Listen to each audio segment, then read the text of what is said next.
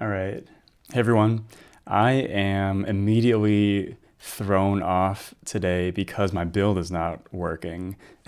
I was literally just like trying to start the stream and kind of just check in on stuff, and I don't know what happened. My like make something is wrong with my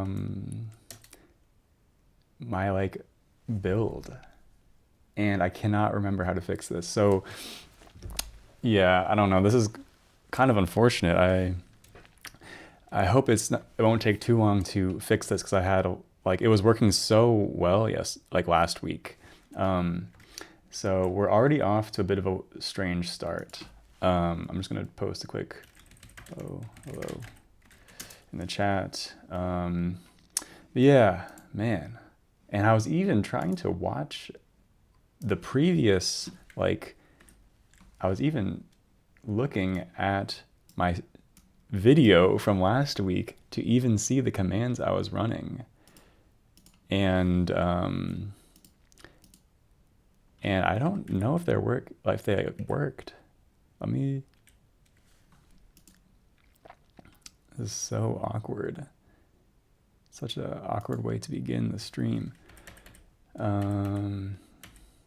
Because for some reason the commands in like my shell history were not yeah, we're not working, so I think I'm kind of close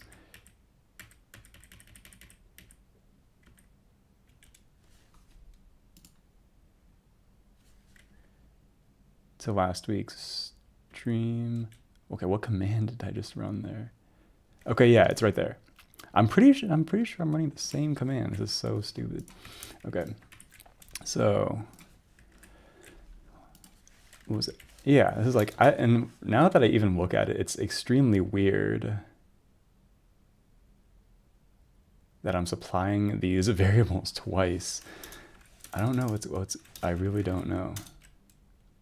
And so I am just going to try to fix this live. And maybe someone can help me. Jeez. Okay, this is gonna be this might be kind of boring, unfortunately, but why is the build failing? Okay. It clearly was obviously working last time. And I'm running like the same commands.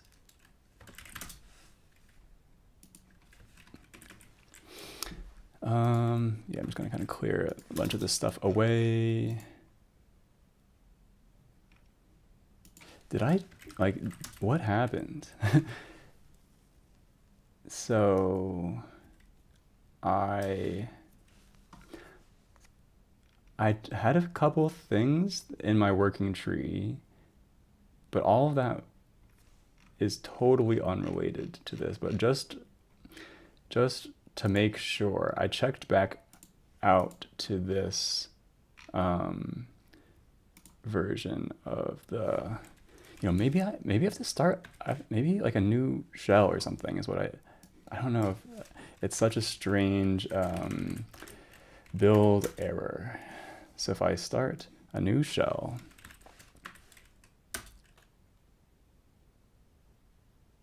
error 1, I'm just going to search for this on the internet.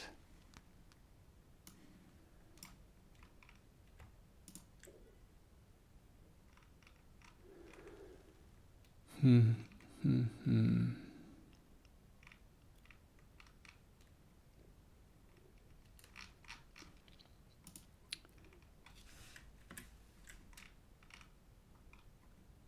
from GCC. Okay, no, I don't think this is right.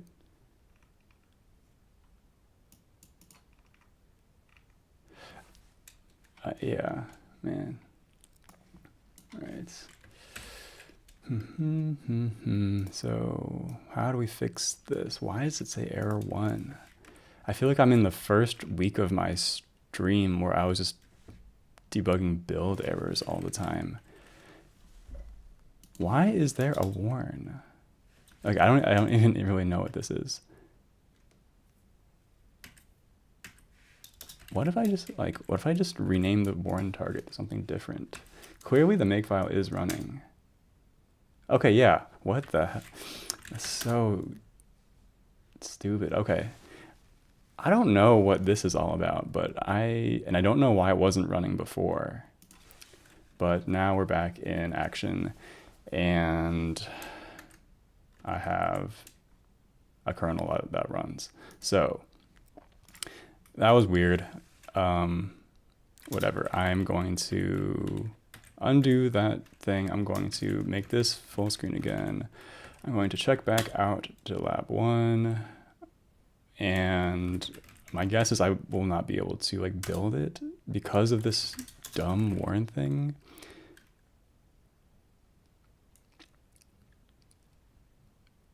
Yeah, I'm just going to delete this.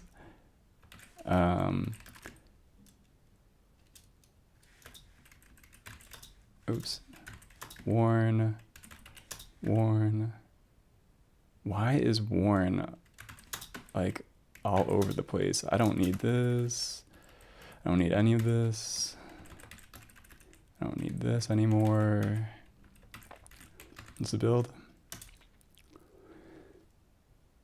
Okay, yeah. Now I have successfully added back my dumb thing that was crashing the kernel, so now it's not going to run successfully, but it is going to, I'm just gonna get my fork open here too. It is going to at least build. So this is, I'm just gonna make a commit that says,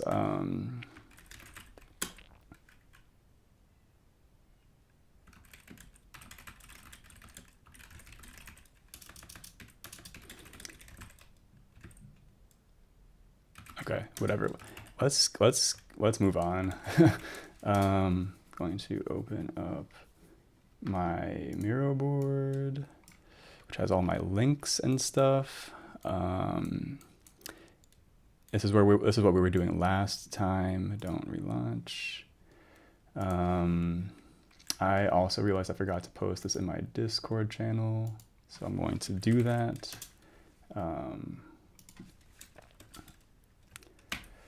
Thanks a lot for the 2 people that are watching. Okay, great. And let's kind of get back, yeah. So last time I was getting into this, how do I click the link? Labs, maybe. And I'm going to open my Chrome profile for this stream. And last time I was going through some of these labs for this like MIT OS class, and I will kind of continue to do this. I didn't really go through everything from here, but excuse me, but I think I know most of the basics. While I'm here, I'm also going to get my Intel manual going. Oops, how do I, second, dev, open, okay,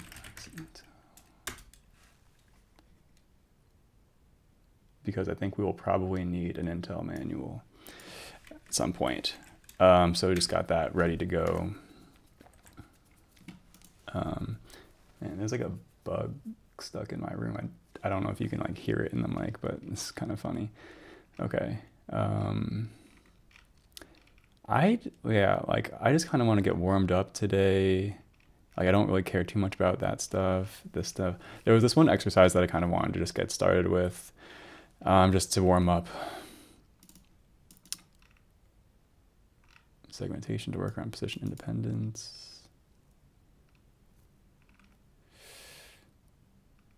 Writing. I think this was the exercise. It's like a dumb little printf exercise. But I'm also interested in this stuff.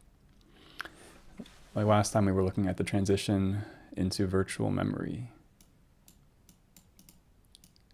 You notice that while the bootloader's link and load addresses match perfectly, the kernel's, yeah, okay. the kernel runs in super high virtual memory.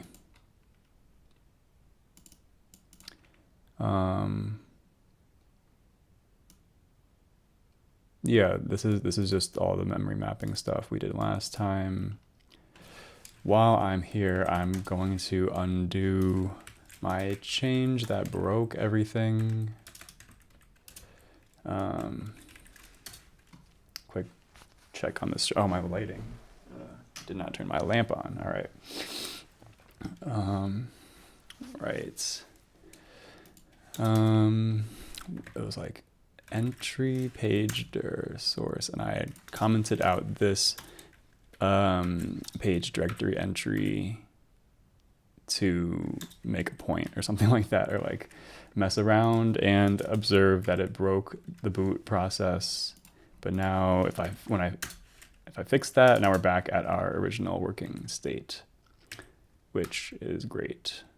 I'll just keep this open. So I still am kind of new to this, so I don't really know what this is. It's like a kernel monitor, whatever that means.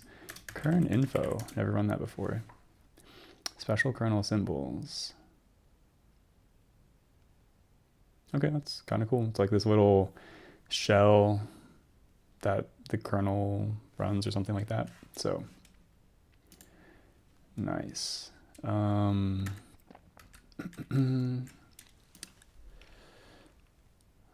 I think I understand all of this stuff. It's like we map, it's just all the memory mappings.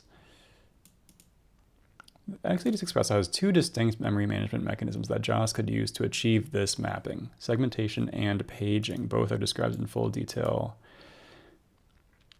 When the kernel starts up, it initially uses segmentation to establish the desired virtual to physical mapping. And that is actually something I'm kind of interested in. I would love to have like deep understanding of that part actually. So I will take the time just do that. Yeah, let's go back to the code. So this is where we were. What? No, this is not right. This is where we were last time. And this is where paging gets enabled. So like virtual memory via paging, but that's kind of late. Like it's kind of late in the process. Even earlier in the boot process, they're talking about segmentation. When the kernel first starts up, it uses segmentation. And I actually don't see any sign of segmentation being used. And this is supposedly the entry point of the kernel. Use the trace into the JAWS kernel and find out where the new virtual to physical mapping takes effect. Then examine the GDT that the code uses to achieve that effect. What is the first instruction after the new mapping? No, it's established that would fail to work if the old mapping were still in place. Comment out or otherwise intentionally break the segmentation setup code in kern/entry.s. Trace into it in box and see if you were right. Okay, interesting. I'm not even sure that's even right. There's nothing. There's not a lot of stuff going on here, and nothing has to do with segmentation. So I'm beginning to think that this is like out of sync or something, like with the actual state of my code.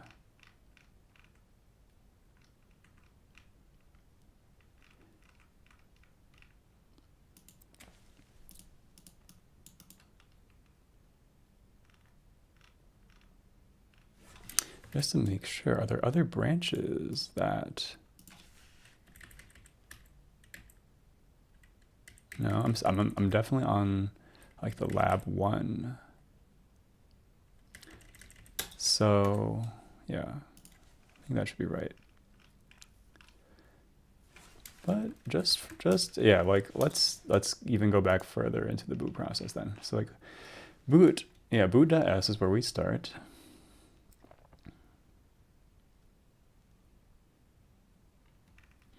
And this is all that code that runs in like 16-bit real mode with all this like kind of esoteric stuff or whatever.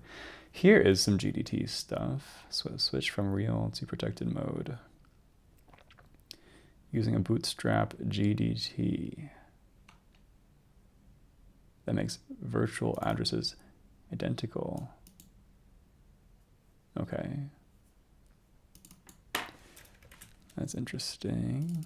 So that's, copy this over here. Okay.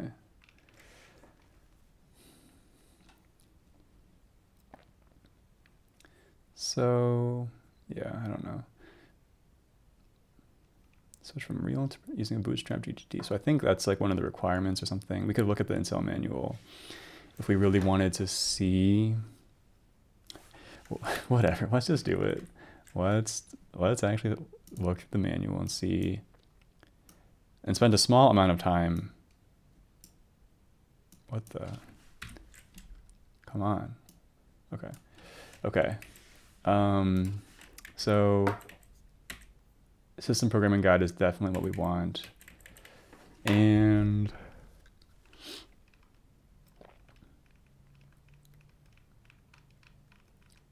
I'm probably scrolling too far. It's probably earlier. Protected mode. Memory management.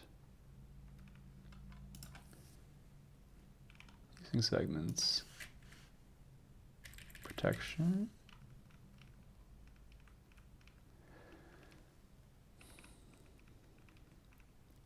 Processor management and initialization.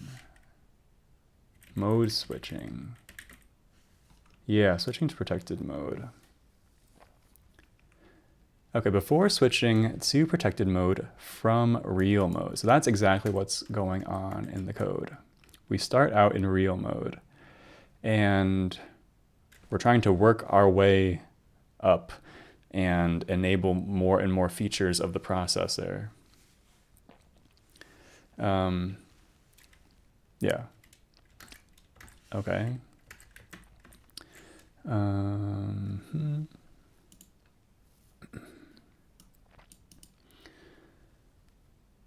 just going to do a quick check of Discord and Twitter to see if anybody said anything.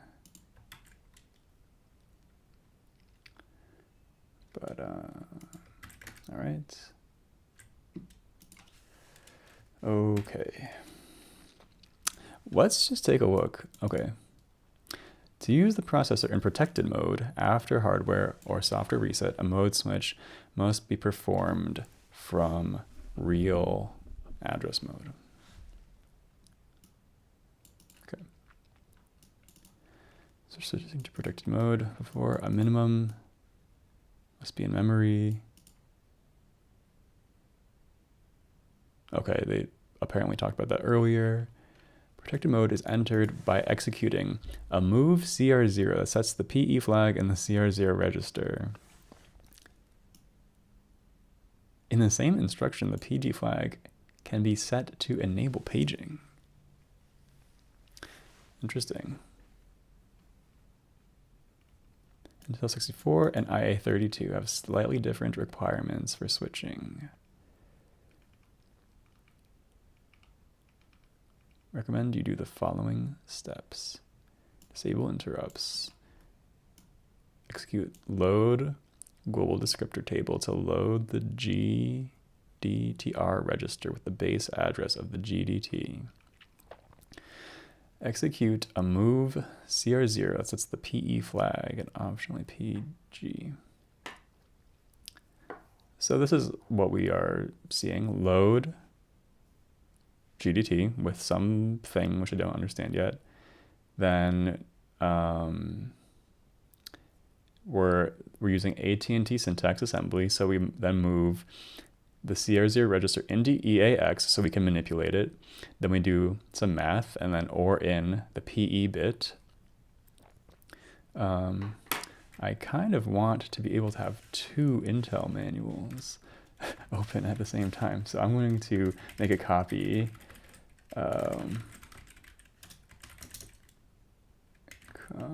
Copy full Intel manual to open full.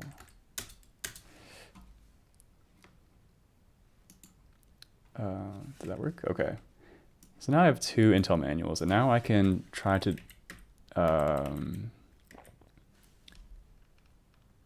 like learn about some of these data structures and stuff like that that they're talking about.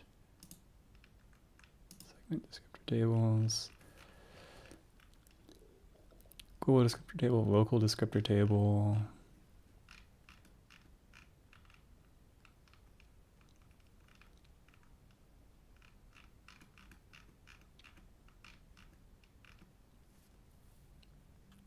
Okay, this is, yeah, I kind of wanted to learn what a global descriptor table entry looks like.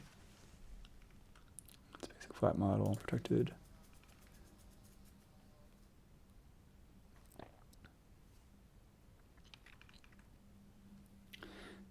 It might not be worth the effort. But although it did say something, so they did give us a hint. So they were like, okay, you need to have a bunch of stuff as described in this thing. So let's just take a moment to learn about that because I'm kind of interested in that. Software initialization for protected mode operation. Processor is placed right at this moment. So at this point, some basic data structures and code must be loaded into physical memory to support further initialization. As described in the second. What? Okay, before the processor can be switched to protected mode, the software initialization code must load a minimum number of protected mode data structures and code modules to support reliable operation. An IDT, a GDT, TSS.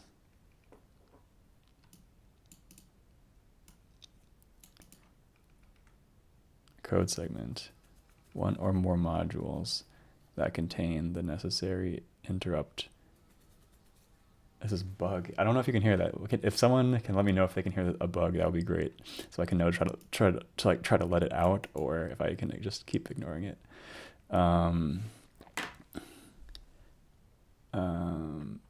Okay. It's like all this stuff. Okay. Must also initialize the following system registers before the processor can be switched to protected mode. CR1, what? Wow. And does this actually happen in all this code here? Maybe it actually does, and I just but it kind of doesn't look like it.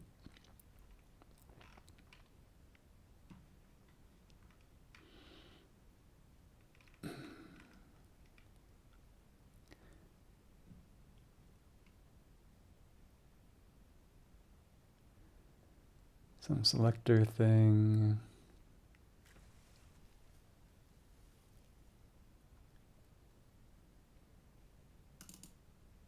And that long jumps here or something. Yeah. Forgot to need to enable my palm tree break timer every 20 minutes. All right.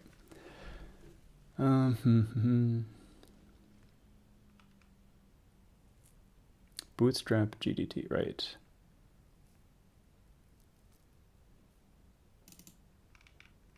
So where is the GDT actually used? Is that symbol like referenced? Okay, apparently it is like a pointer to actually this thing. Yeah, so this is really getting into the weeds of the segmentation stuff. Oops. But let's just continue reading through what this is all about. To load the GTT with the base address of the GDT.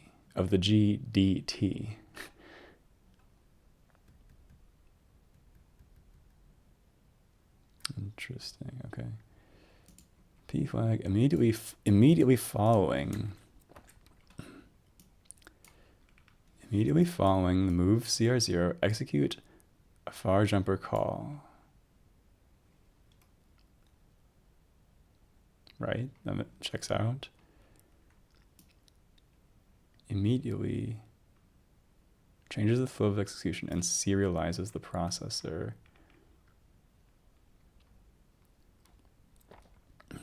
If paging is enabled, which it is not for us,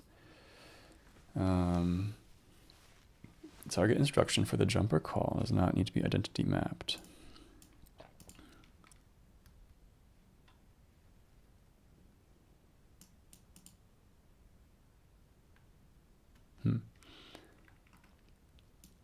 Okay, local descriptor table, don't know what that is.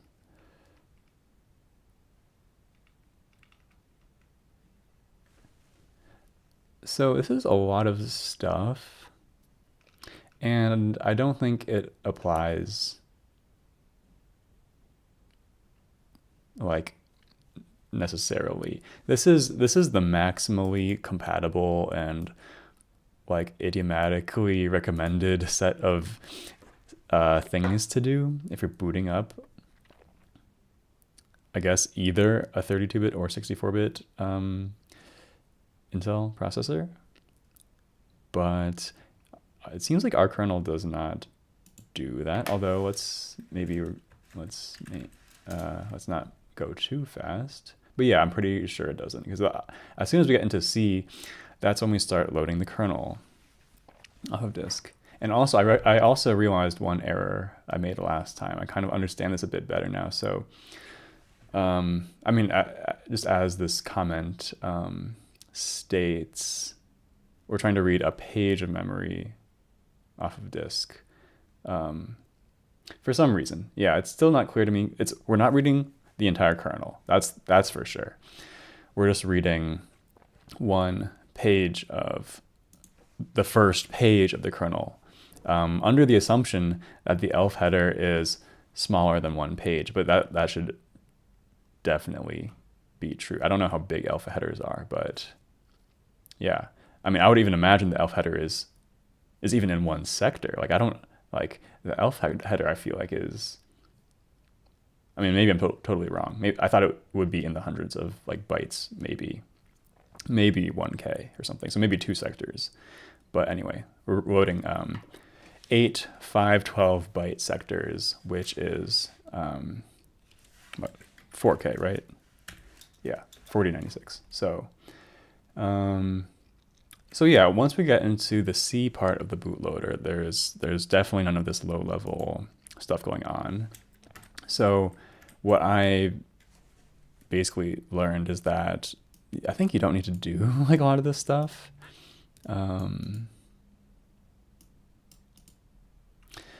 Or maybe I mean, some things are optional, but maybe not. So after entering protected mode, the segment registers continue to hold the contents they had in a real address mode.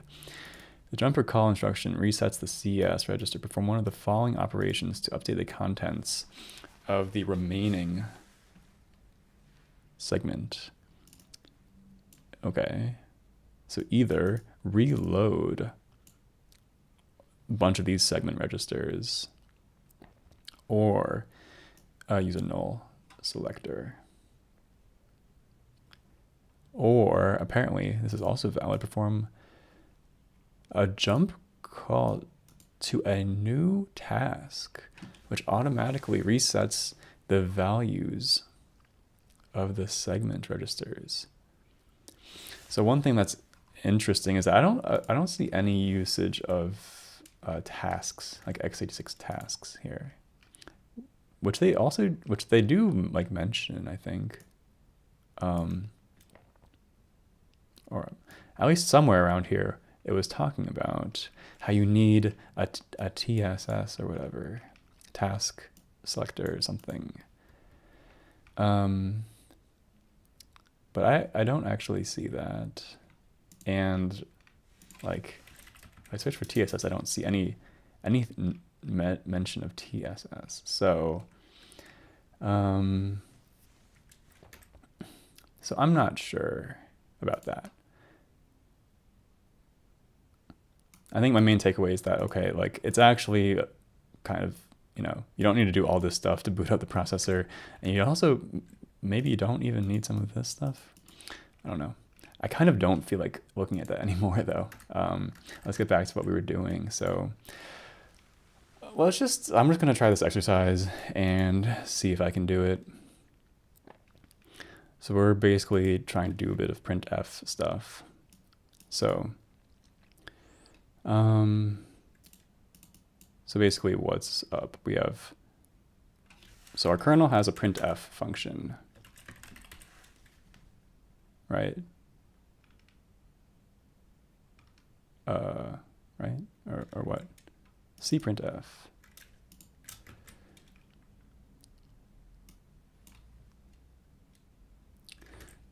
Maybe I should actually do this. So kernel printf.c, libprintformat.c, and kern console.c, and understand their relationship. It will become clear why this is in a separate lib directory. I think I can already guess the answer. My guess is that the code in the lib directory is shared between the kernel and maybe other user space code or something, or yeah, which I think is a very cool idea. And I like the idea of not like writing the code such that it doesn't have to, if it is possible to use it outside the kernel, don't put it like in the core kernel code then. So let's just take a look. So let's just start here, kern printf.c. So this is in the kernel. Do we have the header file? No, man. Printf.h. Interesting. Oh, interesting. So there's no corresponding header file. Printf. It's for some reason looking at my system like tool chain. So I actually don't know how. I do not know what header. Is it print format? Is there?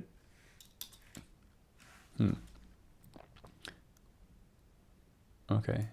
I don't know how you actually are supposed to get access to any of these symbols, but whatever. The kernel printf.c. What do we have here? Simple implementation of cprintf console output for the kernel, based on print format in the kernel console's cput-char. So this is that thing that's probably in the shared code in the libdir.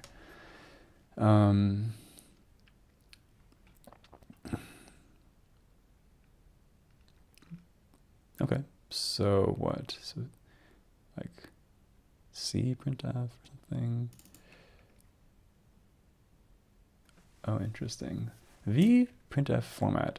Apparently it takes like a callback or something for how to actually output a byte, basically. This put char thing.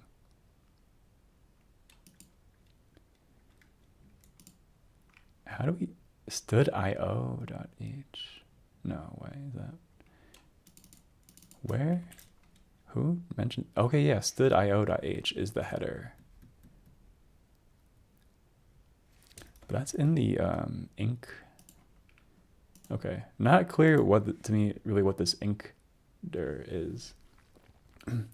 I think they're just linked in. Yeah, I'm mostly wondering, just from a like C perspective, like in order to even use one of these functions, you need to include a prototype for it somewhere, which usually means including a header, right? So, but I think that was the answer, stdio or whatever. Thanks for the comment though. Yeah. So yeah. this code is used by the kernel and user program. So that was what I thought. Okay.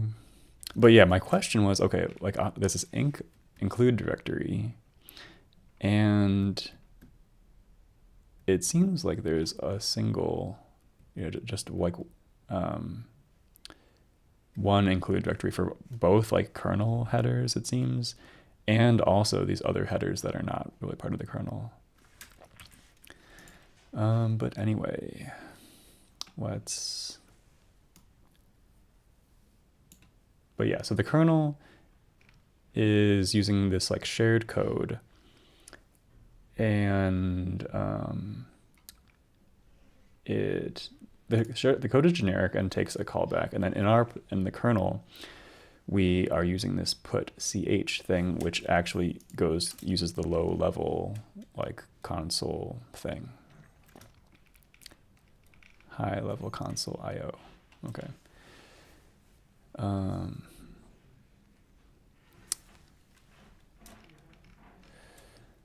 Okay, I think so. What was I supposed to do? I was supposed to understand their relationship. I definitely think I do. So this is the generic code. This is the code that kind of uses this, and then it uses a specific, like this specific low-level console put char and just kind of forwards that when it calls into the shared code. Okay, we have omitted a small fragment of code, the code necessary to print octal numbers using patterns of the form find and fill in the code fragment. Okay, let's do this. And that's kind of what was happening here, I think. 6828 decimal is octal. What's the actual answer to that? Is that thing? Yeah. I never use octal numbers really. Octal number is 4, right? Octal number of 8 and 9 would be 1, 1, right? The octal of 6828 is going to be 15254 apparently.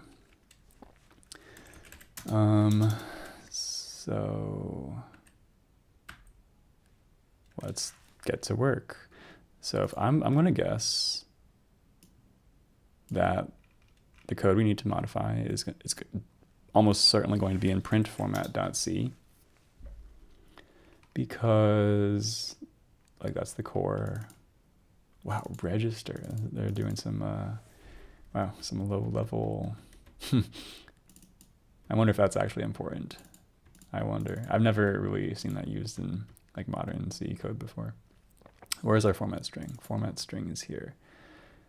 So we need to be like interpreting the format string or something like that. And apparently we just like mutate it and bump a pointer along. Okay, so this is just like wow. Like all this casts and stuff like that. Okay. While we haven't reached one of these control operations and didn't reach the end of the string, just dump out the bytes. Otherwise, time to do some interpreting of the format string. And apparently all this stuff happens now. And now it's, okay, reswitch. Don't really know what that means. Yeah, some like loop thing or whatever. Yeah, so then ch is going to be the character. And so, okay, if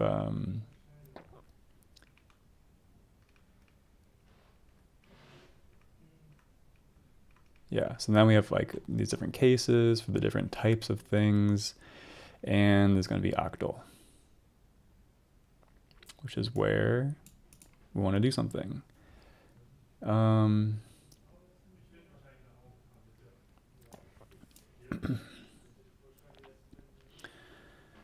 Yeah, and then the question is, so now what do? We need to access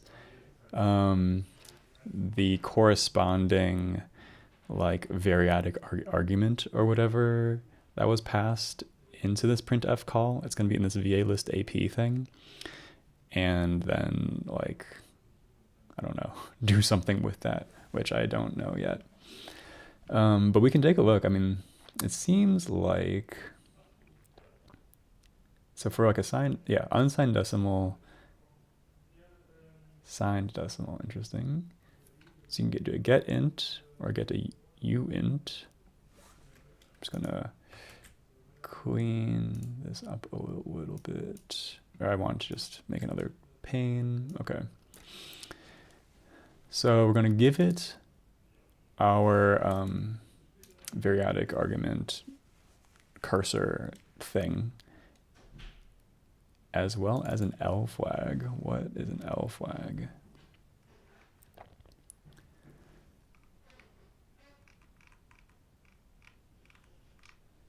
Who knows what an L flag? I have no idea what an L flag is. Okay.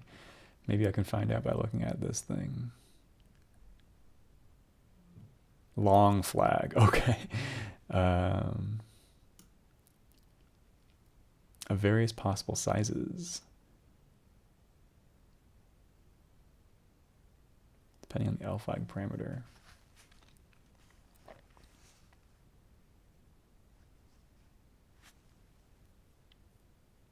Okay, interesting. And then this is probably the same thing, but just for signed. And I actually don't really know how that works. Okay.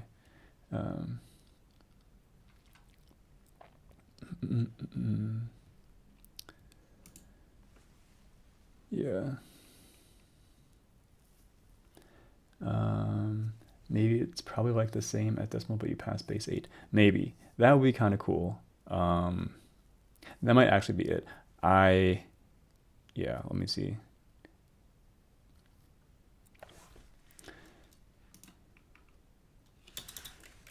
So, unsigned octal. Yeah. I think this is the easiest thing. I think you're totally right.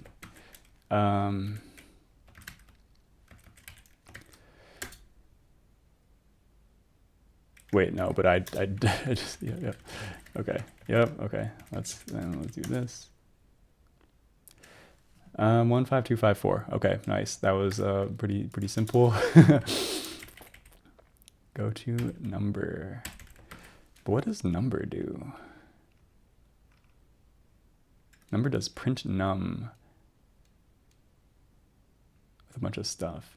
It would be an interesting exercise to see how you could implement this without all these go-tos. Because this is starting to kind of get into like a little bit too much like go-to. Like I don't actually hate go-tos. Like I think go-tos are actually very useful for specific situations. But this is actually quite a lot of go-toing. Print num, and then there's a function that prints a number. So it passes the callback. It takes and associated pointer put dat. First recursively print all preceding more significant digits. Oh yeah, it does some like recursive thing, I guess. Okay, nice. We've reached the first break of today, 20-second break.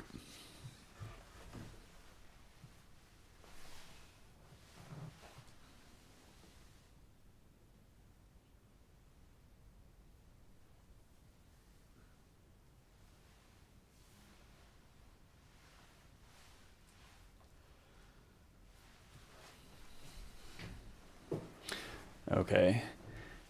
The Hammock app, it's called Timeout. It's like this Mac app that I use, yeah. Yeah, it's pretty useful. I just like to make sure I stand up and take breaks and stuff as I program so I don't sit too long. Okay, I guess we did it. Honestly, I thought that was kind of boring. I did like whatever. I'm not that interested in like learning about calling paths are ignored by a get ignore. That's unfortunate. I'm going to quickly edit my get ignore and try to, yeah, fix that. Okay, but whatever. Did an assignment. I'm pretty sure that works. But basically, I didn't have to do any work because they did all the work already. So implement. I'm going to call this what? Print format implement octal, like character code or something like that. Okay.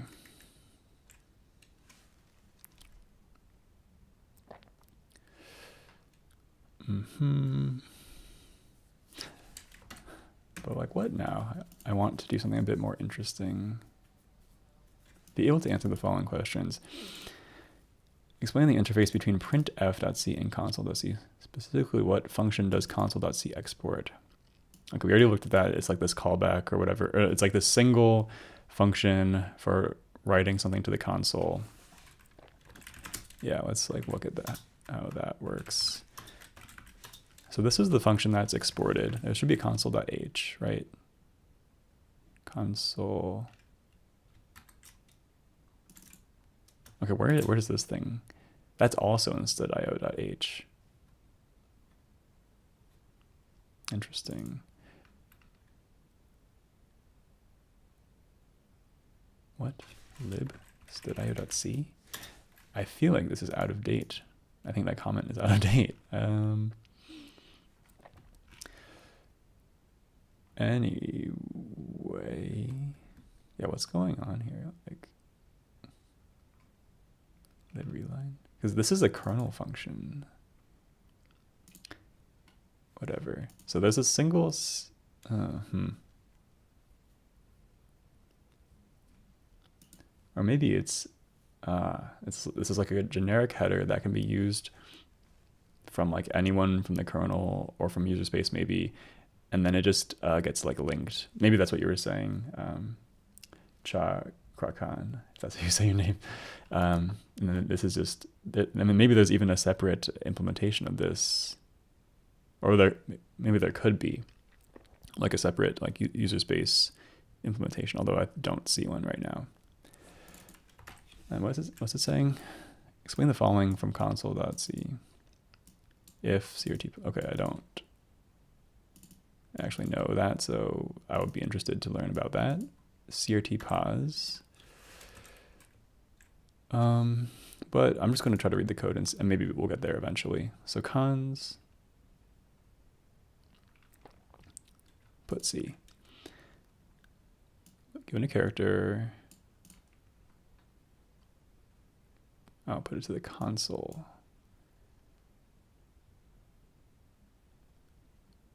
And here, it seems like console means like 3 different things.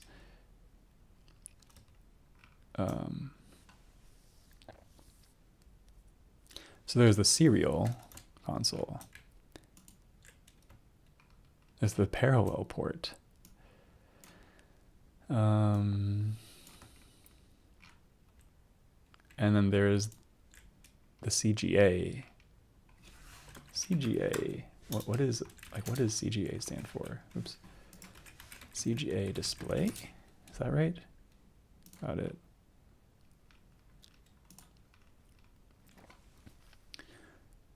Okay. Computer graphics array. It's like a primitive display technology or something like that. And this question is asking about this CRT size thing. Okay, what's the purpose of this? This is just in the CGA part of the code though. So if I actually comment this out, what I expect to see is that we will still see text here because this is the serial console, but we won't see text in this like emulated, like, I don't know, CGA or whatever display or something like that. That's my guess. Let's run it. Okay. And yeah, that seems right. Now we're no longer seeing all this stuff here because I commented it out. So interesting. I mean, that makes sense that it is isolated in one place from like an external API point of view, and then internally it can forward to wherever it wants. Although I have no idea what this thing is about, like LPT, or like, how do I even see? I don't even know how I would see what that looks like, but I'm not too worried about it. I don't really care too much about it. Okay, well, let's take a look at how the CGA works. Wizard, what's up? Good to see you. We're just looking at some display stuff today and doing a bit of these exercises. Yeah. CGA put C, but surely that's not the only outline. Display stuff is fun. I've never done any of this before. This is totally new to me. I'm looking for things that start with CGA, but I don't actually know what this outline thing even is. Can I search here?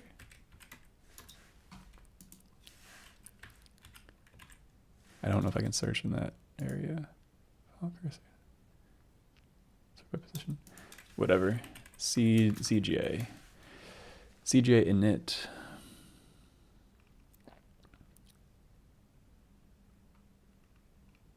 CGA put C. Move that little blinky thing.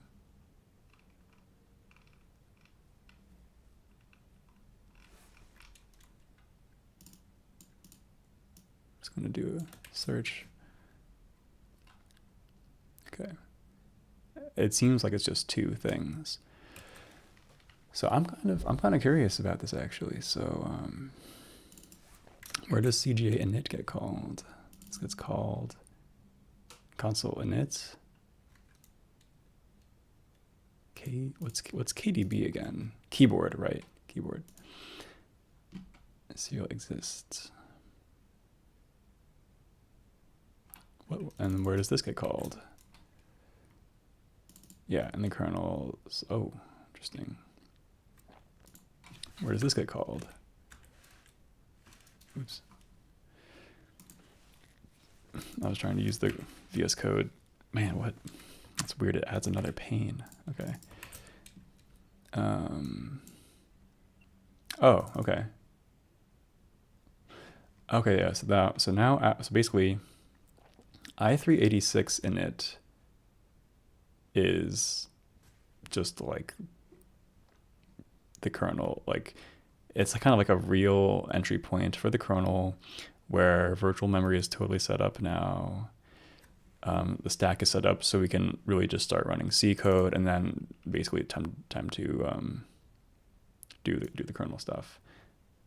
Yeah, jumping into C, but for the second time, because the bootloader already kind of did this. The bootloader already was started in assembly, then jumped into C to load the ELF, and then we went back into assembly for the kernel's entry point to set up virtual memory.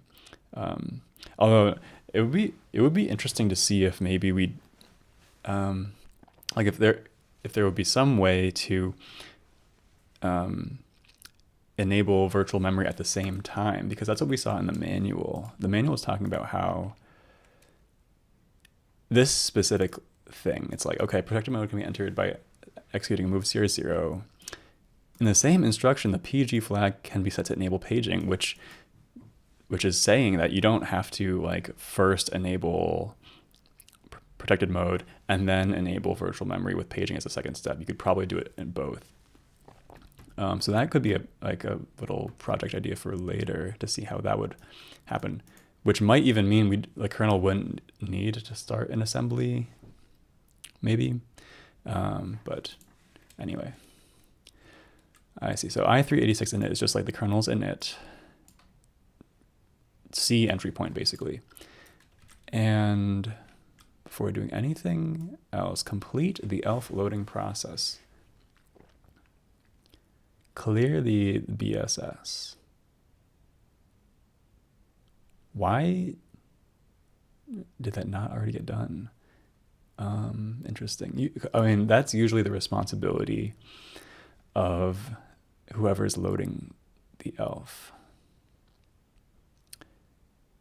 which is like the bootloader in this case. I feel like it's a bit odd that the kernel needs to clear its own BSS, but interesting. eData.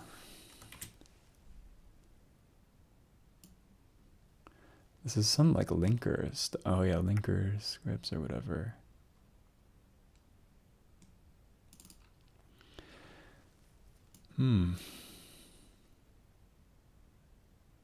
Provide. Interesting. I don't really know much about linker scripts. I know that you can use them to like customize the layout of memory and stuff, and like I guess the linker interprets this and then renders it out into like an ELF or a binary that like implements whatever you say here. And you can use this to export like constants and stuff about the memory layout into the C code apparently, such that you can do stuff. Do not know what that is. Data segment, BSS, and other provide. This provide thing is kind of interesting. It's just called end. Okay, it's simply called end. And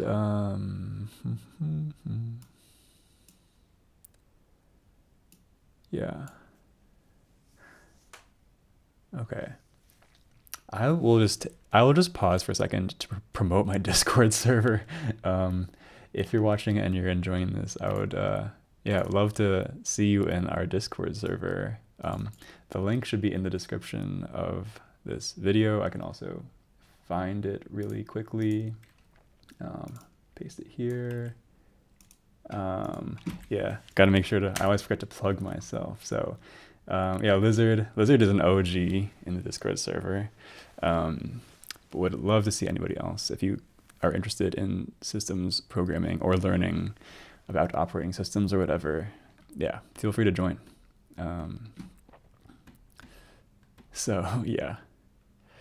Back to our regularly scheduled programming.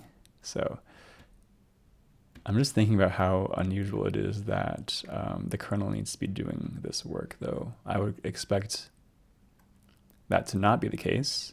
But then, where else would it happen? It could happen in the entry.s, but that's not really that nice because the entry.s should be as small as possible. And just do the absolute minimum number of things in assembly.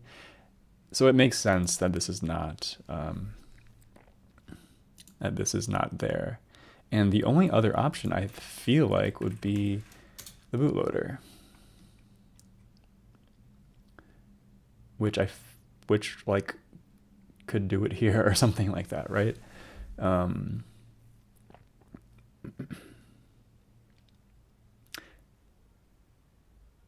In theory, I think that should be possible. One thing that's very weird about these binaries, or the kernel binary, is that there's only one program header. It's like just like a single thing. Usually with like normal binaries that I'm familiar with, you have like a couple different segments that get loaded into memory. You have like the code segment, which is not writable, for example, and you have a data segment, which like a writable data, which is readable and writable but not executable, and then you have the read-only data, which is only readable and not writable or executable. So I was kind of expecting to see 3 load commands here, because that's usually how binaries look in my experience. But for whatever reason, there's only 1. And I'm kind of wondering if that's because of the linker script. And if, like, discard. I wonder if they specify permissions in this thing, or I don't really include debugging information. Stab begin. Real quick, is someone using this? Kdebug. Wow. Whoa. It's like this whole debugging stuff. That's like, I don't know what's happening here, but it looks pretty cool to me. Also, I had disabled something. In order to get this to build, I had to disable stabs. So I don't actually know if that code is even active. So I wonder if I could actually delete this stuff. But anyway, yeah, I don't see any permission stuff happening. So maybe it's the default behavior. Maybe set segments, but like by default, are read, write, execute in linker script or something. That's interesting.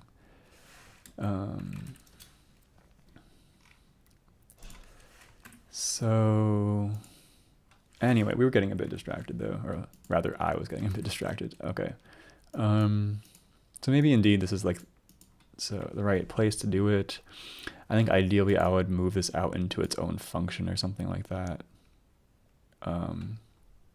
Init.c, yeah. Yeah, but I mean, that's kind of a little refactor or whatever. But also, I mean, a reason to not do that would be to make it very clear that this really needs to happen first before anything else. Whereas if it's like a function, I don't know, maybe that's less clear that it needs to happen right here or something. Okay, initialize the console. Can't, okay, so basically, yeah, initialize the device and then see printf this thing. Test backtrace, interesting. And then drop into the kernel monitor, which is just this little tiny, interesting trap frame loop. So after this point, what can our kernel do? Basically nothing. Basically, it can just print stuff to a console. That's actually literally it. It like can print stuff to a console. And like, yeah, now we have this like little shell or something, but the only commands available are like what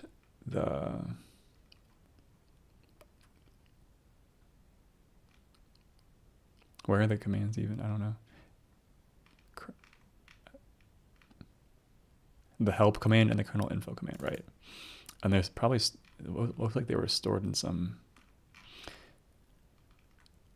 it's like some command thing with a function pointer or whatever. Okay. This is the thing. So basically, kernel can't do anything, which is good because the whole point of me being here right now is because I kind of want to do things with the kernel and like try doing some programming. So that's great. Unlike x86, which had like everything working basically off the bat. So console init. Let's like take the time to understand this. CGA init. Current base. CGA buff. Right. So in order to do this, we're accessing some, okay, 20-second break time. Be right back.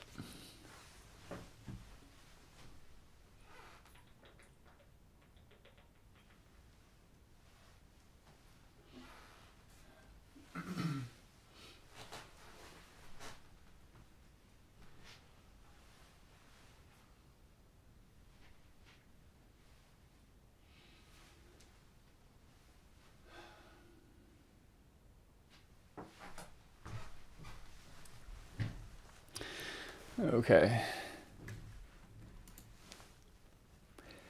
Yeah, this is actually what I'm here to learn. I would love to learn how like devices work, for example, because the CGA is like a device and stuff. But just without looking at the answer, without trying to get reference information, what can I even see here? It is getting a pointer to some memory. And it's doing kern base plus some like offset. And this is actually where our diagram from last time will be helpful.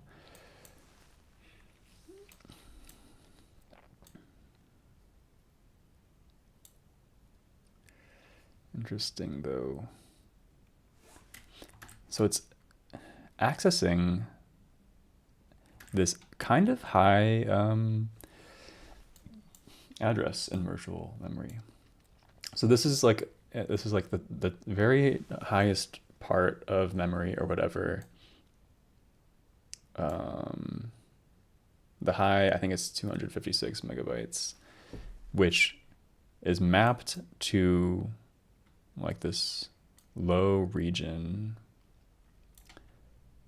of memory. And specifically, I think this, I mean, the kern base thing corresponds to 0. Wait, is that right? 4 megabytes. Yeah, I am misunderstanding something, I think. So this is 256 megabytes from the top of memory. And then there's like a very thin sliver. I think that's like 4 megabytes. And that's the only thing that's mapped. This makes it seem like it's way more than it is, but like,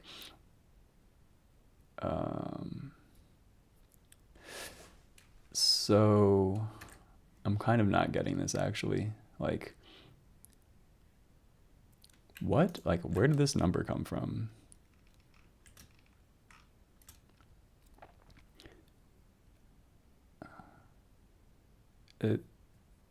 It must be in some like documentation or something, I think.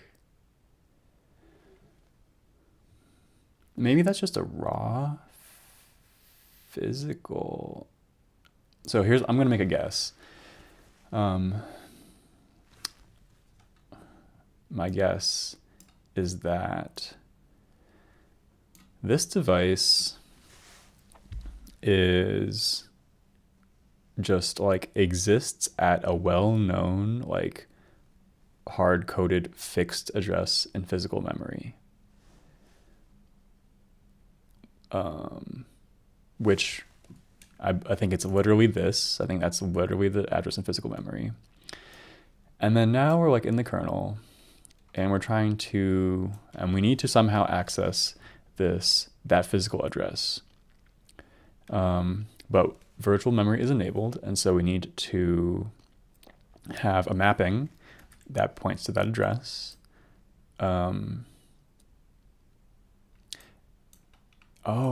One thing that's super interesting, actually, that's kind of coming together for me. This is a pretty low address. So as I was like last time, I was like embarrassing myself because I like didn't know hex numbers, but the 1 megabyte range is what, like 5 zeros or something? No, what did I just, the 1 megabyte range is 5 zeros.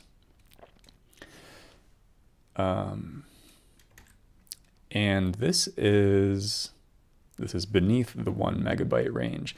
And I was wondering why the kernel was like had this like padding of this padding zone. Like, why is there this padding zone? And I think I am learning why. I think the answer I proposed last time was just because it seemed like a good idea to not be immediately against the border, because if you're against the border of memory, you're likely to have bugs where you like just like your pointers go off the end of memory or something like that. I don't know how strong of an argument that actually is. Yeah, but now this is a much stronger argument, because there are devices that live in memory. Device zone. There are actual devices that live in memory here, and so yeah, you can't just be like mapping your kernel over the device. So that's my guess, and Yeah, so that's my guess. There's this device that lives here. It's like the CGA lives in this part of memory. We need to access it, and from the kernel, we have two different options for doing so with our current page, with our current virtual memory setup. The best and most obvious answer is to use like our high region of virtual memory, which is where like everything should basically be done here now that the kernel has initialized. But actually, as a little bit of a lingering artifact, we do actually still have this little like low-key low memory mapping, which we never disabled. That mapping was necessary for doing the transition to enable like virtual memory smoothly and not crash when we enabled virtual memory and then tried to execute the next instruction, basically.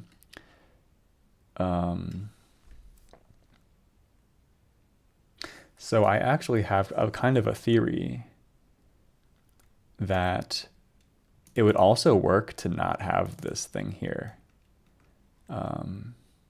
I kind of want to try that.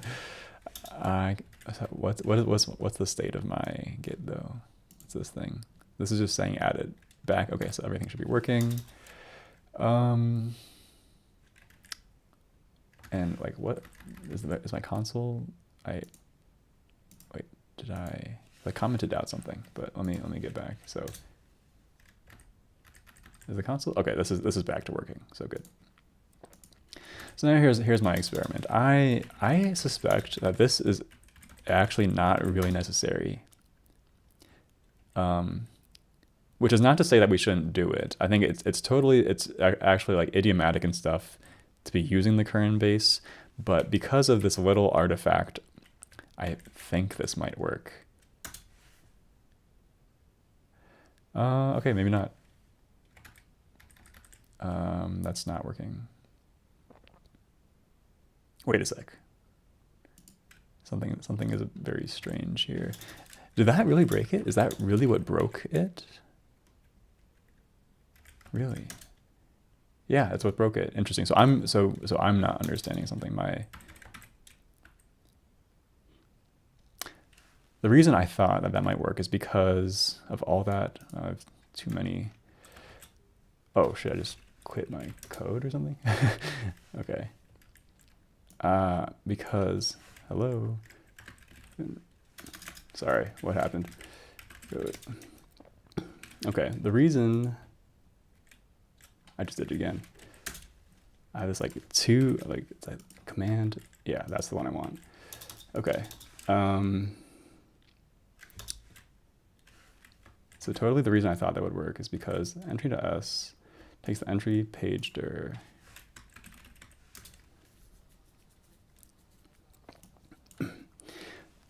I could have sworn we still have this mapping from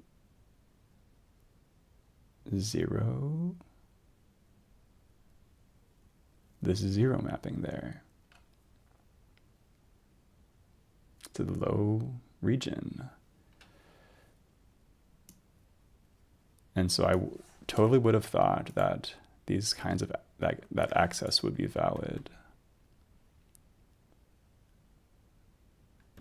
But maybe I am wrong for some reason. Okay, just to double check, this works.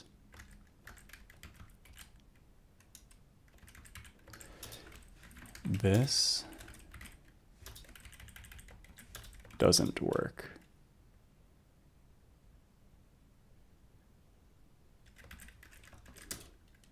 Yep, it breaks. So maybe now I can do my debugging, which worked pretty well last time. But how does it work again? First you run QGDB, and then you run GDB. And does this work? This would be cool if that worked. I really hope this works. I think it worked. Okay, nice. Oh,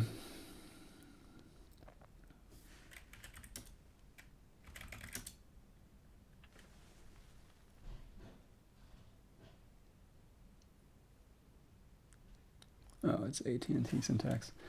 Sheesh. Okay. So the idea is to write this thing into memory there. And then it like reads it back out or whatever.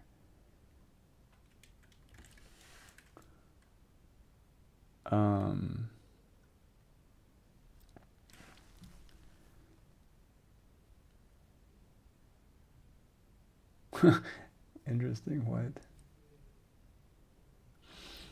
Move the constant into dx.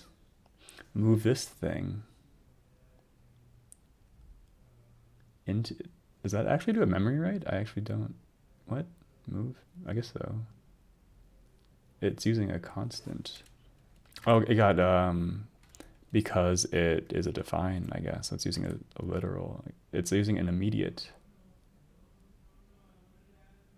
Okay.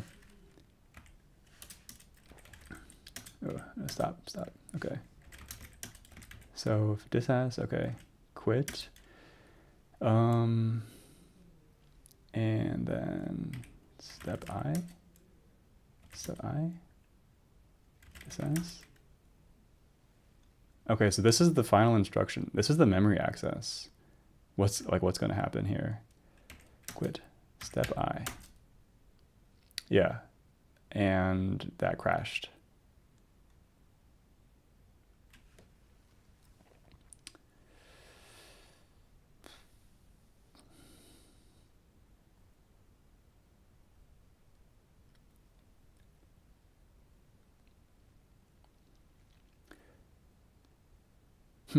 I really don't know the answer. I'm gonna take a screenshot of that and record it into the Miro board.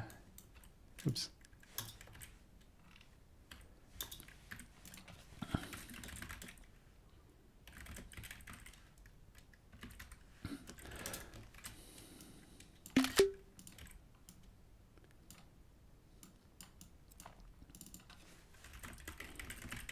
The low 4 megabyte region of VIA is still mapped to the low 4 megabyte of PA. So it would think it would actually work to not use current base. Okay, whatever. Interesting experiment that turned out to not work. There's something I'm not understanding about that.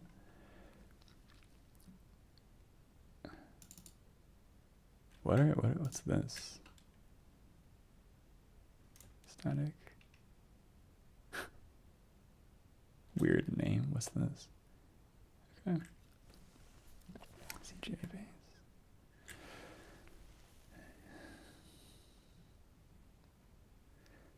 How would I learn about?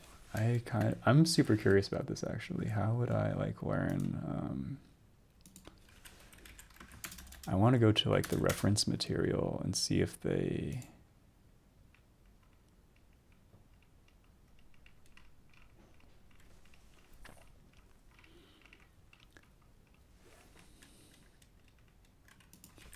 Is CGA here?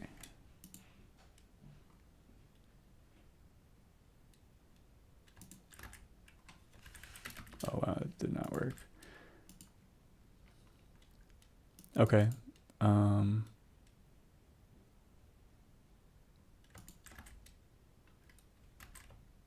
Copy text.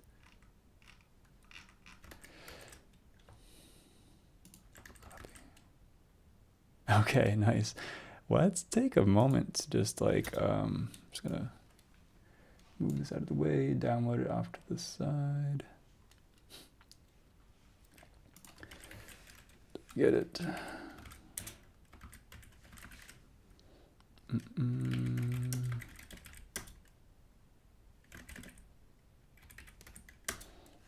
Okay. I've never looked at like this, any document like this before. So, or yeah, this is like a, I don't know, BIOS or VE.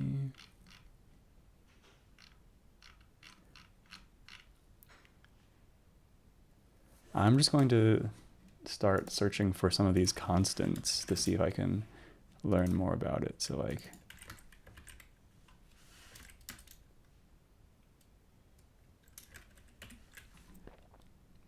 maybe can I search for anything?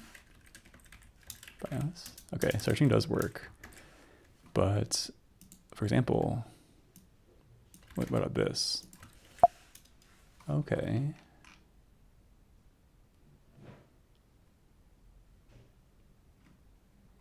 But I don't know.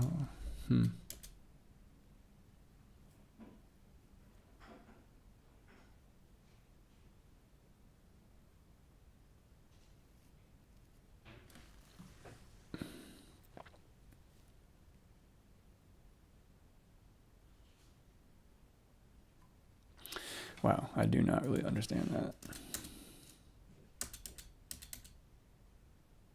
Okay, this is not as helpful as I would have hoped. Let's come back over here.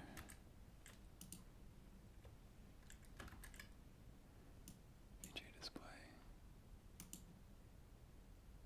What about this? Okay. What? VGA doc? Okay, I don't know what that is. Local copy.txt. What is CGA.txt?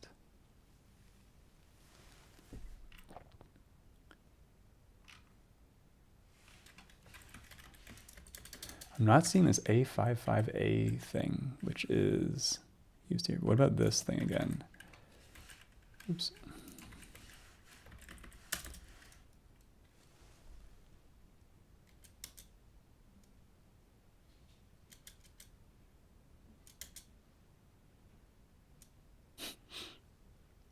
The font memory.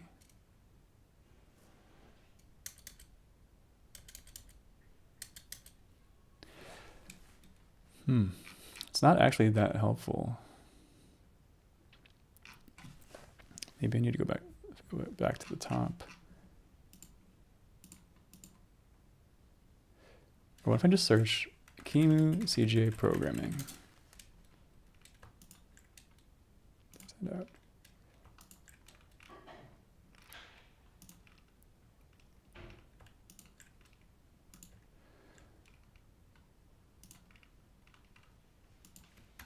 Okay. Actually, good point. What, how do we even invoke this with QEMU?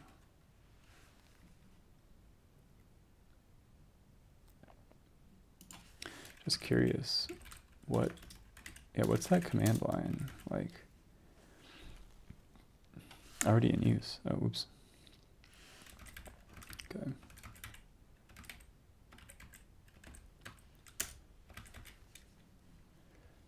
It doesn't specify anything with VGA, so format raw serial mon. I don't know what this means. Okay. Okay, standard VGA. Wow, another break, 20-second break.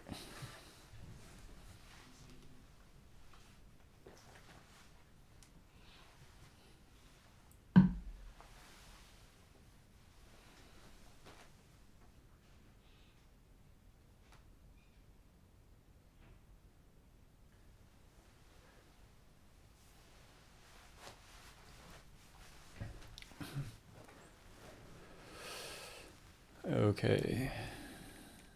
First of all, does it say CGA? It doesn't say CGA anywhere in this document. What about those constants? I don't see any of these constants anywhere here.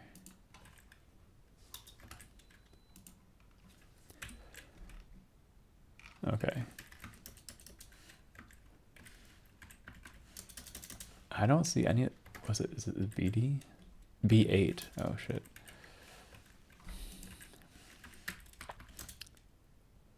Okay, this link seems like it's what I want, so I'm going to paste it into my collection of links. CGA screen. I'm going to group some screen topics can go over here. Right, okay. So thanks a lot to TU Dresden for writing this up. Okay, how?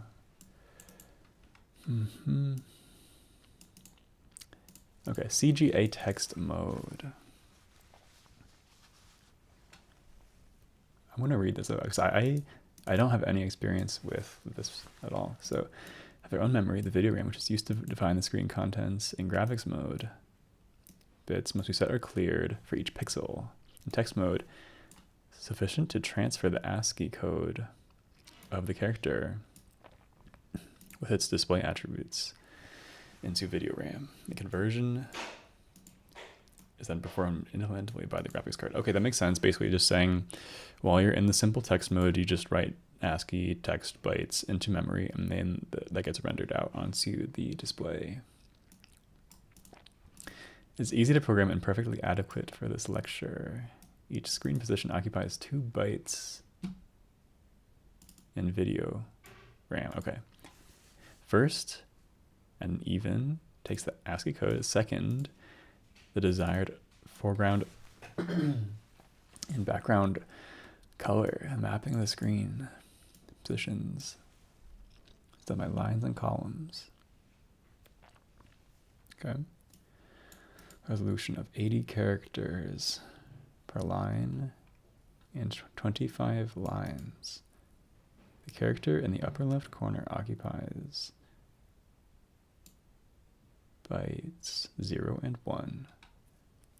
Character to its right occupies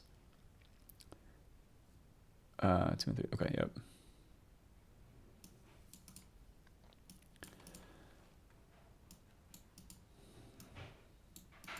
First line, because lines are, I just said it, 80 characters. So it's like 160 per, yeah. So 0 to 159 for the first 80 character line. Since video memory is mapped to the main memory. Okay, and somehow you just know this address, okay. Character attributes, there's all these attributes. Okay, this is exactly what I was looking for. Interesting. The OSF wiki probably, yeah, it's a good place. Wow. CGA. But maybe that's enough. So you can control some colors. Blinking. Creamy does not emulate blinking. Looks like it does to me. Okay.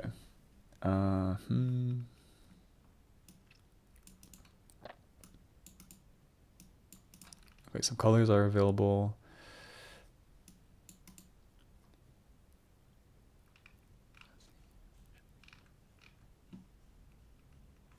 Okay.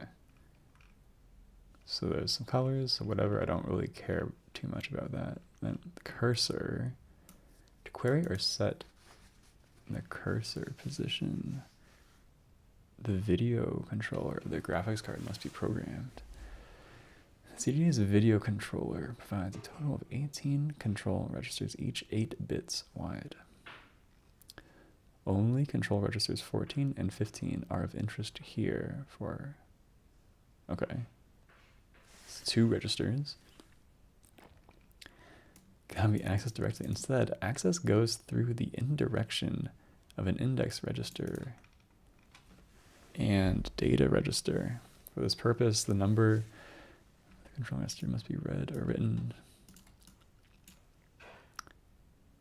Oh, interesting.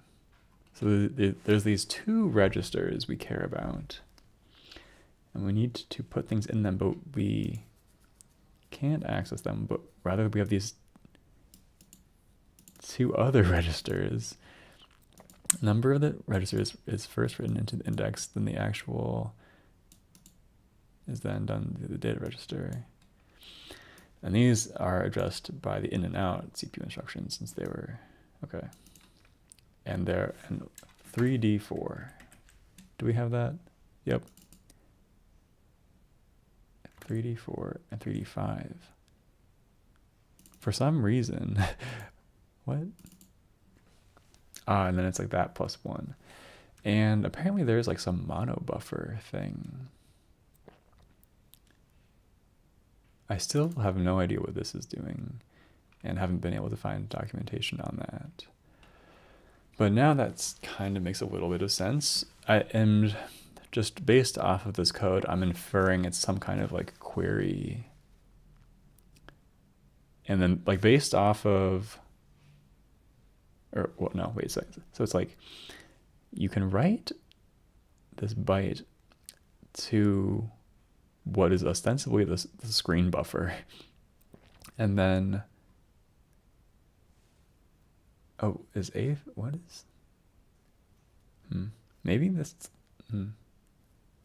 I was just thinking that maybe this is actually like an ASCII character followed by one of the color things. Oops.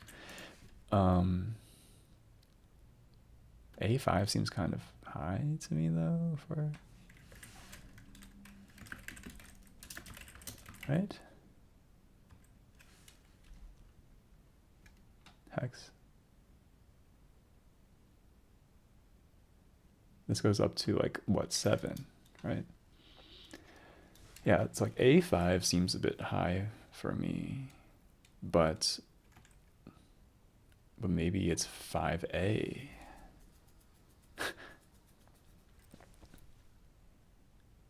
Is that a Z or something? Because there's also like the little endian, big endian thing, maybe. That's maybe a little bit subtle. So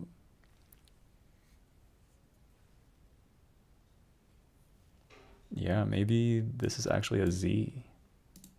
And this is, because we're writing to this pointer and we're writing some data into memory. And yeah, actually I'm pretty sure, yeah. So this is, maybe this is a Z or something like that. Wait, do we see a Z on screen? I don't see a Z. Okay. And then we read from that address again. And we try to write it, and then we read from it. And if it's not the same thing that we just wrote, we then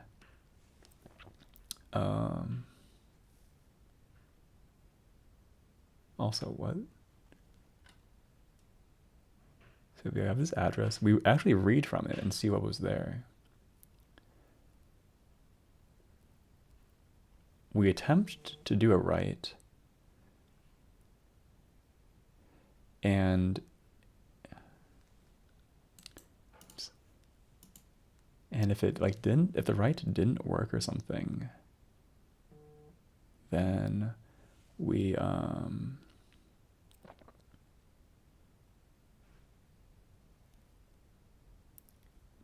point the frame buffer and this other thing like totally elsewhere.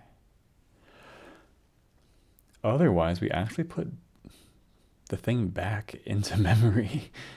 So we're just kind of like probing things a little bit and figuring out like what mode this thing is in or something like that. I would love to know what this is all about, but maybe, maybe the x86 code base does the same thing. Yeah. Console, let's see. So does this do the same thing? So the CRT. And there's got to be some like init or something like that, right? So this is doing all these interrupts, but I think that was for the keyboard, maybe. No, I actually don't know.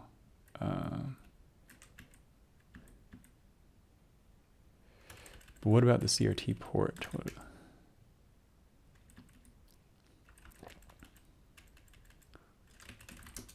Console init. Init lock. Actually, I have no idea. But this constant is there, and how is it used?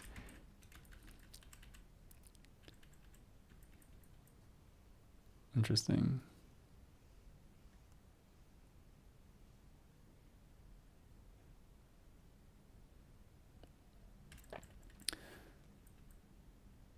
Scroll up, wow, okay.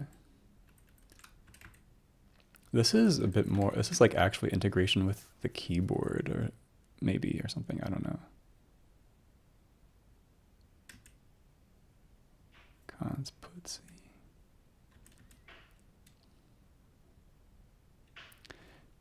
Anyway. So interesting. Anyways, and then now we can like do this cursor stuff just like it was saying.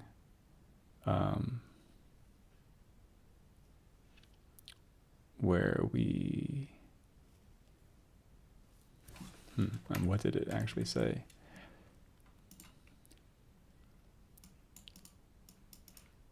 You can write only to the port, to the index register, and you can read and write from the data register. And so in this case, we do, the out B is what? It's just like some inline assembly.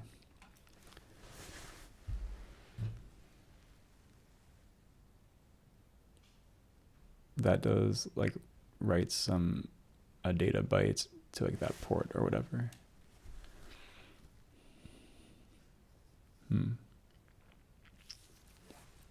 Okay, basic enough.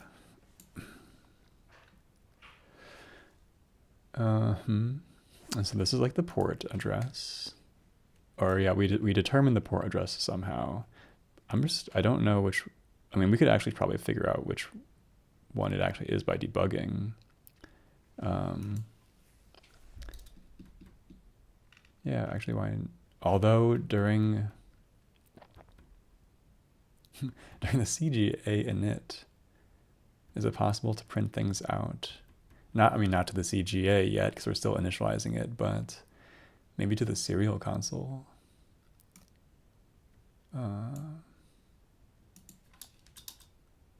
Just out of curiosity, like how would I do that if I wanted to? Serial put C. Where is this thing? This is also in the same thing. So actually maybe, or no, but I don't want serial put C. I want, but yeah, okay.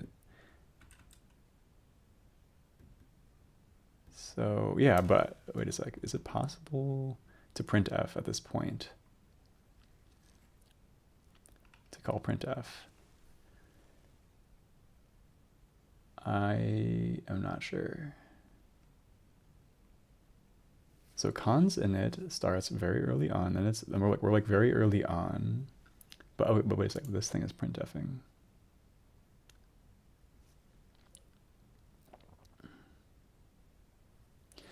The problem is if we do a printf, it is going to use that callback, going to use this thing, which is going to actually try to output characters to the CGA, which we're not ready to do yet.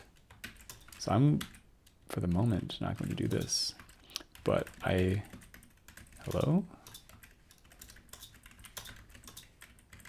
I'm just going to do this. Does this work? Where am I? Okay. Hello, okay. I think that, yeah, so we are able to print stuff to the serial console at least. Yeah, and I am just curious. I'm just going to, I could use the debugger probably, but buff or CGA buff. CGA buff. Okay, I don't really know what was happening there, but we are using the CGA buff, apparently.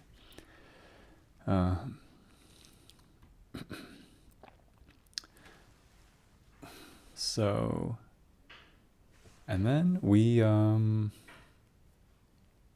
yeah, extract cursor. I don't know what really is happening. We are writing a 14. Wait, what? Oh yeah, we're writing we are writing the cursor to the index register, meaning we want to do something with that. And then we are reading the position from the other one.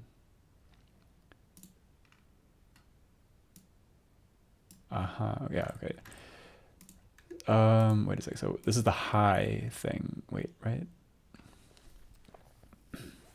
So this is so confusing. Sheesh.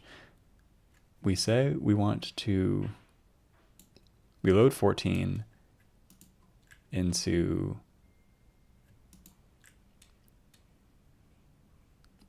We write 14 to this port, right? We write 14 to the index register. And then we read from the data register. And then shift it right, because it's the high up, right. So shift it 8, because we're trying to construct a position 16-bit number. It's kind of confusing that this is actually 32 bits probably, right? I want to get more in the habit of using the debugger though, because I think that'll be pretty useful. Can you, what?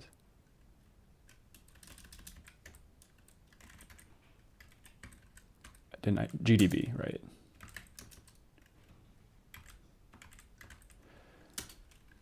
So break CGA init, control, and then which one? Did that work? Yeah. Print size of. Does this work? Yeah. Print pods. I mean, optimized out. Wow.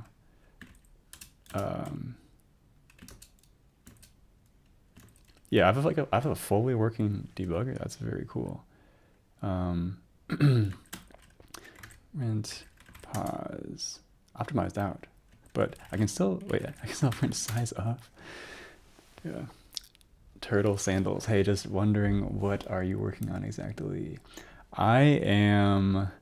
I downloaded this OS called the JOS, JOS. It's like this OS from MIT, like for their OS class, and I'm just like trying to like work on it basically.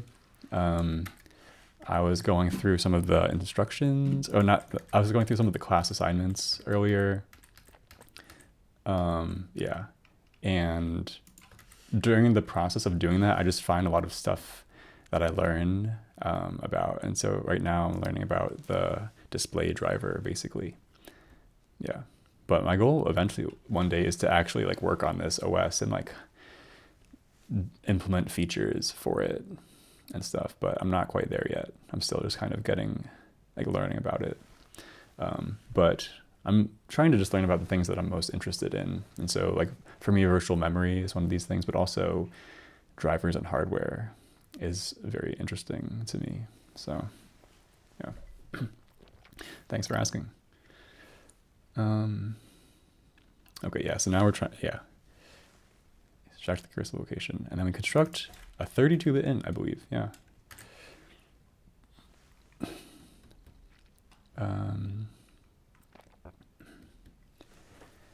Yeah, thanks for the encouragement. Yeah, this is week number 14 for me. So I've been doing it for like every week for like the past like couple months, and it's been pretty fun. And I'm going to try to keep it up. Anyway, so now we have the cursor position, and Then we just like also the CP. Oops. Okay. 20-second break. Be right back.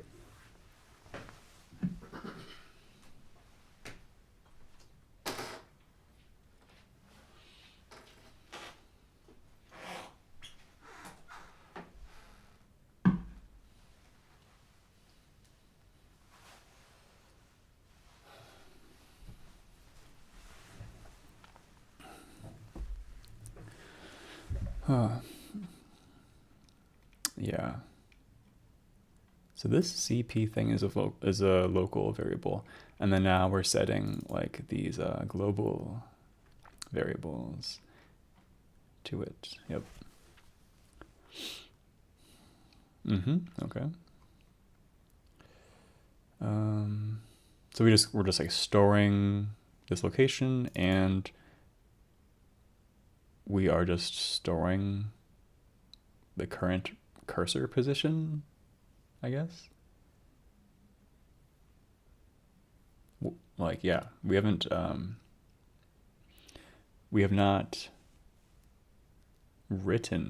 changed the cursor. We have just figured out where it is.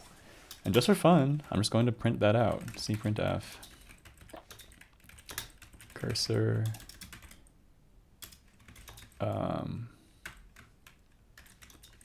take advantage of our nice printf, right? Okay. Okay. I'm going to quit this and run it. Forgot the new line. Forgot the new line.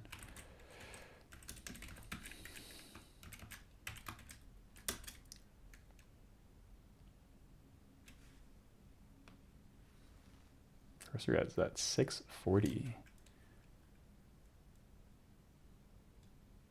Interesting. What was it? It was like, how big is this display? It's like 80 characters. 80 times 25 is 2,000. Okay. I was kind of wondering, yeah, like, okay. So it's somewhere in like approximately a quarter way through the display or something. For some reason, like the computer just turned on. I don't know why it's so far, like why that number is so big. But yeah. Also, just for another chance at getting my like muscle memory for doing debugging, I'm going to just continue. Oops, shit, I didn't. Oh wait, what? Did I go too far? Maybe I did. I just wanted to print that out from the debugger, but I think I went too far. Oh shit. Oh, I did this tmux thing where it like syncs all my sheesh, I need to figure out what's my tmux config that synchronizes all the panes. Bind capital X. Oh my gosh, yeah. So weird. Okay. It's way too close to the Kimu command for like getting out of Kimu, basically. Okay. Okay, I can get out of this. GDB. What was it? Break CGA init. Continue. Next. Next. Next. Next. But then, like that in like. Yeah, something weird happened there. And now, like, I'm no longer in the function. I was just there. We were just executing this line, and then now all of a sudden we're like all the way back here. So I think something about the debugger is like broken or not working, which is too bad, but also okay because we have printf debugging for this reason. So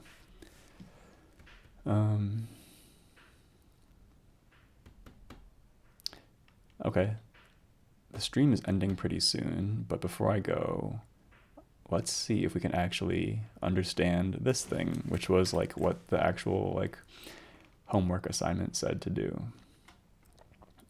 So at this point, we've already initialized the frame buffer, or like the display or whatever. And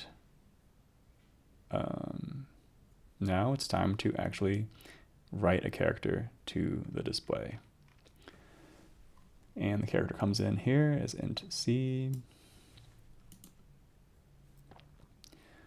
If no attribute given. It's int, wait, what? It really, no joking. Yeah, it's really like I guess a 4-byte int, and apparently if we wanted to, we could even pass in chars that had the attributes like in colors pre-put into the byte, apparently, and that would be accepted. But if it's like a normal character where it doesn't have anything after the lowest byte, we then and in or in a 7 and just for reference, what does 7 mean? So we have like 1 byte for the attributes, and then these bits and stuff, and a 7 is going to be the third bit, no, the fourth bit, yeah, the fourth bit. So bit number 3. Wait a sec,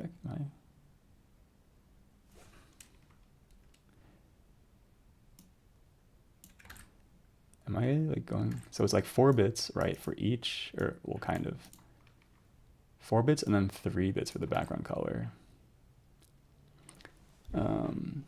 Oh wait, I'm going crazy. So a 7 is 111, right? So is it light gray? Wait a sec.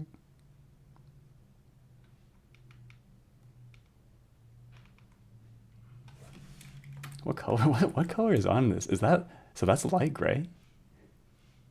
Okay, let's make it. Let's like make it another color. Just I was assuming. I mean, wait a sec. It says use black on white. Am I like? What is going on? Use black on white. Does this look black on white? I'm going to change this to 1 and see what happens.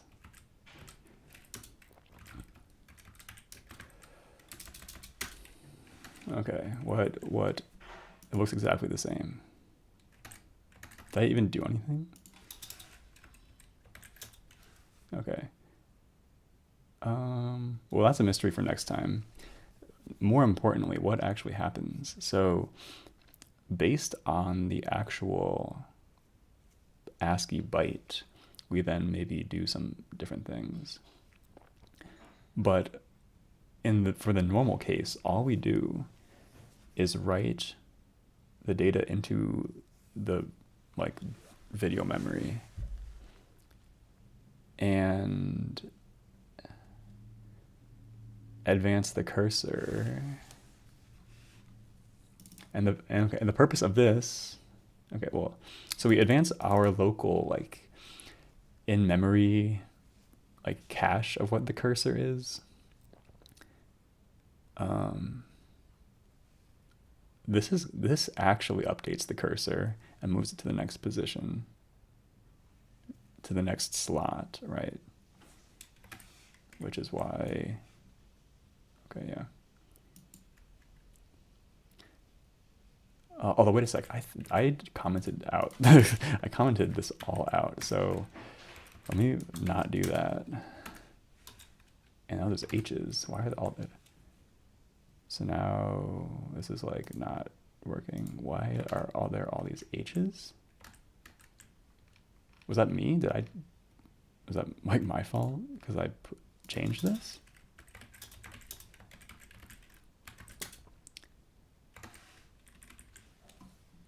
All right, this is also like kind of messed up now.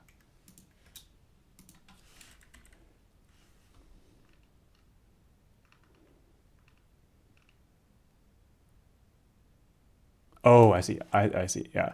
That's like the problem I thought would happen. That's the problem with doing printfs during the CGA init, is that it starts like recursively trying to init or something. So we need to take these all out.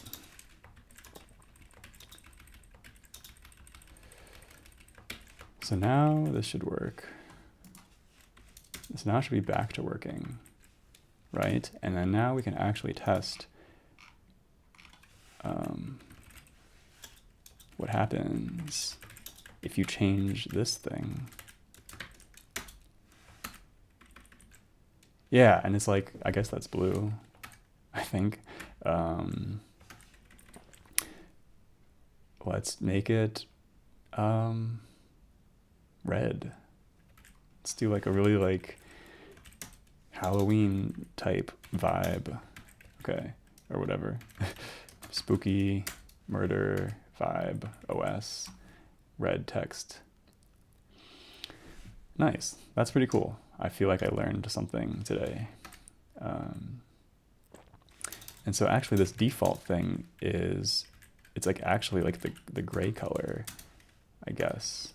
And I feel like that comment is just wrong or something. What does white look like? White is 15.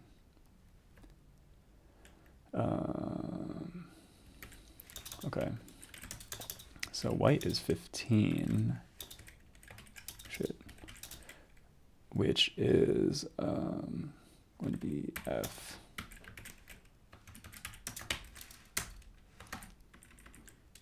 So that's white, okay. It's really like this bright white color. Interesting. Okay, nice. So now we're like, that's pretty cool. Now we're able to like control the color of the text. I didn't know that. So we have some bits and stuff, some cursor, and then lastly to actually answer the question, what is the purpose of this? If CRT pause is greater than CRT size, which is what? 18 of 25. Oh shit.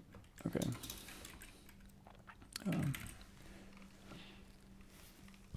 So if the position, if we like overrun mem move something.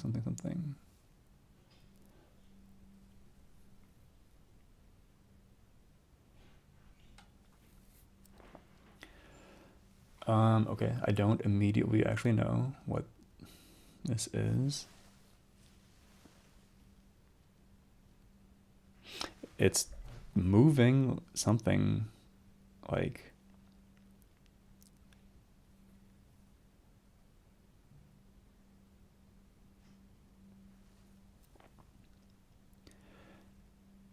I honestly, I forget what memmove even does. What does memmove do? I never use memmove. Copy. It's like memcopy, but it's okay if the strings overlap. Okay. It takes 3 arguments, right? Copy from source to destination. Copy length from source to destination. Okay. And what is CRT calls? 80.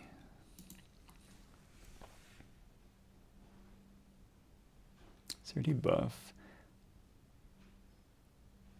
plus 80. What is the type of CRT buff? Unsigned uint8t. Okay. So it goes to the second line. Copies. Yeah, right? Okay. if the cursor exceeds, oh, I think I see. The cursor exceeds the end of the screen. I think this is like trying to like scroll the screen or something. It like copies from the second line to the rest of the screen into the first position. Maybe maybe I can diagram this for my own explanation. So here's the screen, right? And in this situation, we have this is the cursor, and the cursor is advancing like, you know, byte by byte by byte. It's like drawing all the way down. When we finally reach the end, like our screen is full of like text, and we advance it, and we draw the final thing. And then what happens now is that it copies this section.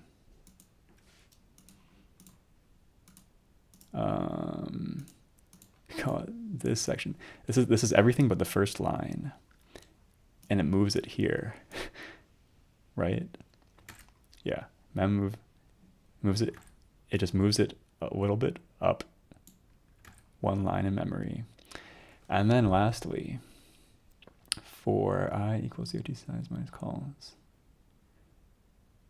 For basically, no, for I, also I is not used in this line. So for I equals CRT size minus calls, for the last line, and then it draws spaces. Okay, I'm gonna add some comments.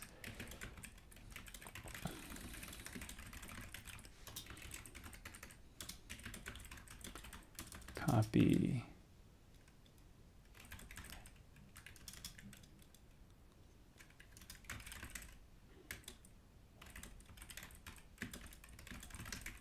scrolling the screen one line down. So we take all this text data, we move it up, and then we like need to like clear out this for some new text. And then lastly we decrement. Okay. Bump the cursor back to the start of the last line. I see.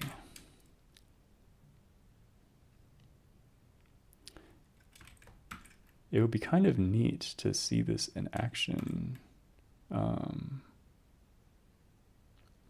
Well, maybe I can with this, like this thing, right?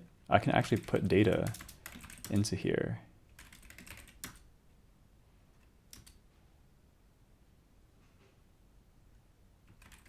But is that code actually executing right now? I think it actually is. I'm on the last line of the display. And it's printing stuff out. I think you can see it. Maybe it's a bit too subtle. Maybe not.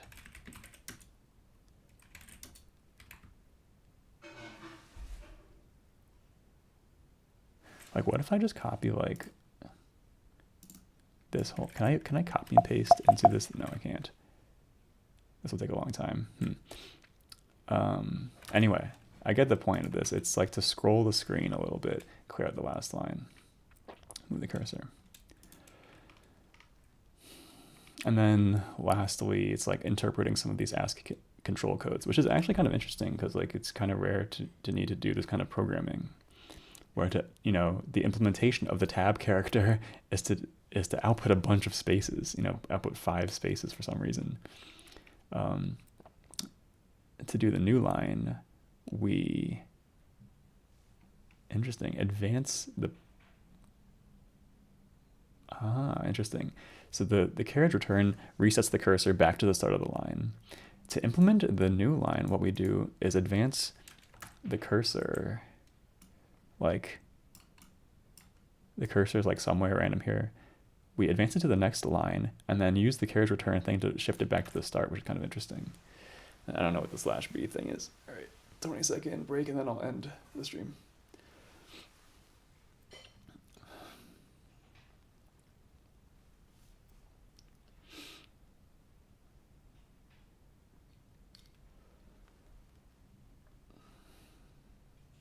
Seconds. All right, nice. So it's been 2 hours and I only stream for 2 hours every Sunday. So time's up, but thanks a lot for watching. I feel like this is a pretty good stream, actually. I learned a lot. Didn't write too much code, but now I have some understanding of how the display works and how to do stuff with that. So, yeah, what else should I say? Thanks a lot for watching. Like, comment, subscribe if you enjoyed this. I do this every single Sunday, so feel free to come back any Sunday and feel free to join the Discord. Thanks a lot for watching, and I will see you next time. Peace.